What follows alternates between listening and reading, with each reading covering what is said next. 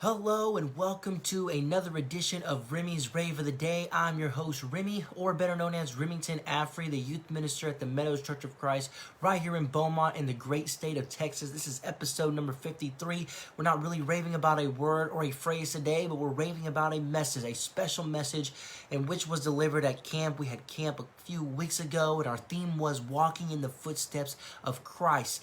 We looked at, and even you can attest to this, that at camp, we looked at Jesus' early childhood. How did he walk at the age of 12? How did he even carry himself in his teaching? How did he carry himself in his work? And we also looked at how did he carry himself in his friendship to his disciples, that inner group, that group in which he specially chose for his mission. That's exactly what I want us to discuss, exactly the thing I want us to rave about, because there's something so cool, so unique, so thought-provoking, something to rave about concerning Jesus' friendship with his followers. So, if you have your Bibles, grab them and let's turn to John chapter 15. John chapter 15 is where I want us to go for this rave of the day. John chapter 15. John chapter 15.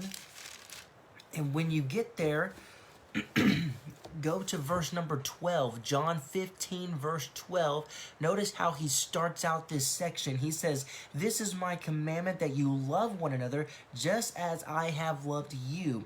Greater love has none other than this, that one lay down his life for his friends." We can say that friends selflessly love one another. Friends are going to selflessly love one another, and Jesus uses this word love in a very special, unique way. It's this, what you may have heard before, an agape type of love. It's this unselfish love, sacrificial love. You're putting other people's needs before your needs. You are wanting what is best for someone else instead of what is best for you right now. It's that type of a love, and he says, you know what? That's what friends are going to do. They're going to love in that kind of a way. And in the verbiage, the arrangement that Jesus used here, he says in verse 13 that here's what this love looks like. It's dying for one another. And he's saying this to his disciples. You know how much I love you, Peter and Andrew and James and John and the others. I love you so much that I'm going to lay down my life for you. A willingness to die. He is not resistant. He's making it by his own choice. And that's exactly, indirectly, Jesus is asking, is that the type of friend that you are? Are you willing, by your own choice, because you have that Christian love, you selflessly love your Christian brother or sister, are you willing to lay down your life for him or for her? That's exactly the question that Jesus asked Peter. If you were to go to the very end of John chapter 13, John 13, and look at verse 37, 13 verse 37 of John. He says, Peter said to him, Lord, why can I not follow you right now? I will lay down my life for you. I'm willing to die for you. Without hesitation, Peter says, I'm making this by my own choice. No one is forcing me. And then Jesus in verse 38 says, will you lay down your life for me? And then that's when he goes on to say, Peter, guess what? You are going to deny me 3 times. But he is asking that question to us, to his followers. Jesus is supposed to be viewed as our friend. And he's asking us, how much do you love me? Do you selflessly love me to the point that you're willing to die for me? What about for your Christian friends? Are you willing to do that as well? It's really cool to see from the perspective of, okay, Jesus told the disciples multiple times the things in which he was going to go through. Going to the cross, being scourged, being whipped, spat upon, slapped in the face. He's willing to go through all of that to show his disciples, you are truly my friends. Likewise, are we willing to go through something of that effect to show our friends, and more importantly, to show Jesus, you are my true friend because I selflessly love you. You go back to John chapter 15 where we left off and you pick it up in verse 14. 15 verse 14, notice what Jesus says, you are my friends if you do what I command you. You know what friends do? In their relationship with one another, they listen to each other. That's Jesus saying, you're my friends. We're all friends if you listen to me, if you do what I command you to do. But yet we have a problem with listening, don't we? Because I think there is a difference between listening and then hearing. There's a difference between listening and hearing. Listening implies, okay, yeah, I hear you, but I'm going to carry out what you're telling me to do. And I'm engaging with you. But yet we have a problem with listening to authority, but yet we know what it means when we walk into restaurants and we see this idea of authorized personnel only. We know what that means. We know what it means when it says the sign, employees only, do not enter. We know that, but yet we can't be like that for some odd reason. We can't be like that in our friendship with Jesus and our friends with fellow Christians. But yet Jesus says, you want to know what a friendship looks like, a true friendship looks like? They selflessly love one another,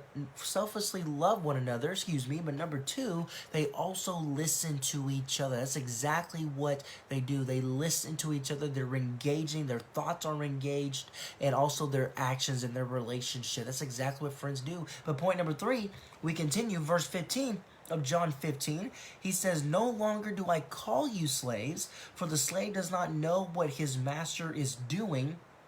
It's not saying that as if Jesus doesn't view them as a slave anymore, but something, a higher calling, if you will, a more higher label for them. He says, but I have called you friends. Well, why is that? Jesus says, for all things that I have heard from my Father, I had made known to you. You know what friends also do? They share with one another. That's exactly what Jesus is saying. He says that I have shared everything that my Father has told me. Remember, when it came to Jesus' teaching, he said multiple times, the things in which I teach, it's not really my teaching. It's not really my words. It's the things in which the Father has told me, which the Father has communicated to me, and I've communicated it to you. He says, I'm sharing something with you. And you can think of all the things in which Jesus has shared with his disciples. You think of the destruction of Jerusalem and how that's going to play out, the destruction of the temple. Even the times of, hey, be prepared, Jesus says, because you don't really know when the Son of Man is going to return, but he has revealed a lot of different things concerning that event. You have got to be ready for that. That's what friends do. We share with one another. And man, if we're not sharing with our friends who we call our friends, then what does that really say about that friendship? What does it really say? We may need to reevaluate who we are friends with. And that goes exactly with point number 4 and what Jesus is trying to say when it comes to this is how Jesus walked concerning the subject of friendship with his disciples. Verse 16. It says, you did not choose me, but I have chose you and appointed you that you would go and bear fruit, that your fruit would remain, so that whatever you ask of the Father in my name, in my authority, remember he said that back in verse 14, you're my friends, if you listen to me, you do what I command, you do the things by my authority. Verse 16, in my name, he may give to you. You know, friends are wisely chosen. That's point number 4. We choose our friends wisely, at least we should. Jesus chose his friends wisely. But I like how he says what he says at the very beginning of all this. In verse 16, he says, you didn't choose me. You didn't choose me to be your friend. And they probably wouldn't have chose Jesus as their friend. Because if you remember at the very beginning of Jesus' ministry, at the beginning of Jesus' ministry, you wouldn't want to be friends with a guy like that. Because, yeah, he's going around teaching. He has a different style of teaching. It's something very attractive. It's not like the scribes at all. But the very beginning of his ministry, he does some very odd, different, unfamiliar things when it just came to the Jewish culture. And sometimes at the beginning of his ministry, depending on which gospel you're reading, Jesus started out with the idea of going into the temple and saying, you have turned my Father's house into a den of robbers. And then he would go back there and they're still doing some sinful things, and then he's eventually going to turn the tables over. I mean, who wants to be friends with somebody like that? So I think that's why Jesus says what he says. At the very beginning, you wouldn't have chose me to be your friend. You would have thought, no, stay away from that guy. But that's when Jesus says, but I've chosen you. You know, Matthew and Peter and Andrew, James and John, so on and so forth. I've chosen you to do what? To do this. Verse 16. To bear fruit, to evangelize. That's exactly what I told you to do. And he already talked about this idea of bearing fruit at the very beginning of John 15 when Jesus says, yo, I'm the true vine and you guys are the branches. Abide in me as I will abide in you, as I abide in the Father. And if you do all those kinds of things, we're going to bear fruit. You're going to grow spiritually. You're going to your ministry, as far as Peter, James, and John, and so on and so forth, their individual ministries are going to be fruitful. But that's why Jesus showed them. He knew the personalities of his disciples. He knew the background. He knew the skills of them. And so he knew that these 12 men have the type of abilities, talents to carry on my mission to bear that fruit when I need to ascend back with the Father. And in light of what we're talking about, Jesus, I'm sure, is hoping as he's laying out, this is what a true friendship looks like, not only just between us and Jesus, but between one another here on the earth. He's saying, look, I hope that you understand, disciples, that in light of what we're talking about, friendship, that you walk how I'm walking. That you become a friend to others like how I'm a friend to you. And that you choose friends that are, or at least choose friends wisely. You may have to reevaluate your friendship with somebody. Because again, I think I said this last time, sometimes Christians don't act like Christians, and you may need to cut ties with that individual, or maybe they're just not a Christian. And it's kind of ironic, right? This idea of being friends with non-Christians because we're there to be an example and we're there to be engaging to them and to do our best ability to win our souls. Absolutely. But going back to another familiar passage that I'm sure you're familiar with, Galatians 6, that listen, sometimes if we're not careful, we can get entrapped into their sin and our non-Christian friends' sin. And when we do that, guess what? It's going to carry us down. That sin is going to carry us down with it. And then we may be so down to the point that we can't get out of that pit hole. And now we're stuck in this intentional sin. So we got to be careful. Got to be careful. And we got to make sure that we are still letting this light shine around our non-Christian friends. We're not saying don't be friends with those individuals. We got to understand we got to be careful. We got to be careful. Number 15, or not number 15, but verse 15, what we just said. Listen, when it comes to friendship, we got to share with one another. We have got to selflessly love one another. This idea of voluntarily sacrificing ourselves, maybe of our time, of our energy, but also of our lives. And then verse 14, listening to one another. That's why it's so important when it comes to this lesson, when it comes to the idea of Jesus displaying what true friendship looks like. And if we're going to walk in his footsteps in that kind of a way, we have to ask ourselves the question, am I a true friend? This is what a friendship looks like. This is what a friend is. Am I displaying these different characteristics? Am I displaying these qualities? Am I a friend? Maybe another question that's even better than that is, do I want to be a friend? Do I want to be a friend? Am I a friend at all? I pray this is encouraging to you. Pray this is uplifting to you. Just sharing a simple message. We're not raving about a word or a phrase today, but sharing a message in which was delivered at camp. We had camp a few weeks ago. Our theme was walking in the footsteps of Christ, and we just looked at these different subjects. And so one of the subjects was his friendship. How did Jesus walk in that? And so this was the passage in which I chose to share with our young people there.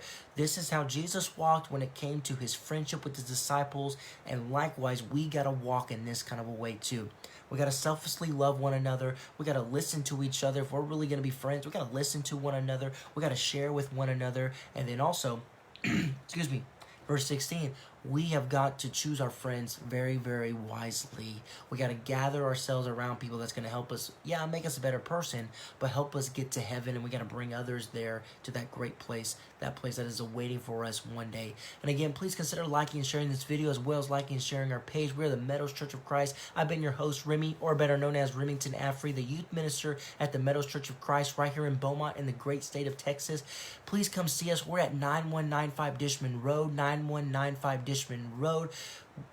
We worship at Sunday mornings at 9:30 a.m., Bible class at 11 a.m., Sunday evenings at 5 p.m., and Wednesdays 6:30 p.m. We love to see you. Come by and see us, come visit us. We love to love on you, care for you, and hug on you as much as we can.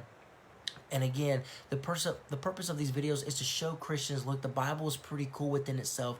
All these different arrangements, all these different words, they have a beautiful connection within itself, and it proves the inspiration of God. It proves its harmony. It proves its unity. For those who are not Christians, maybe you're still wondering about Jesus and God and His Word and trying to figure out if you really want a relationship with Him, continue to study. Shoot us a message or a question. If you have a question, private message us, and we will answer that question for you to the best of our knowledge, to the best of our ability.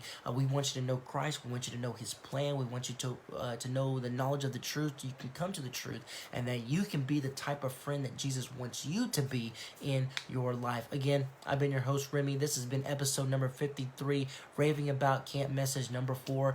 Have a great rest of your day. Continue to have a great rest of your week, and we'll see you next time on another edition of Remy's Rave of the Day. Godspeed.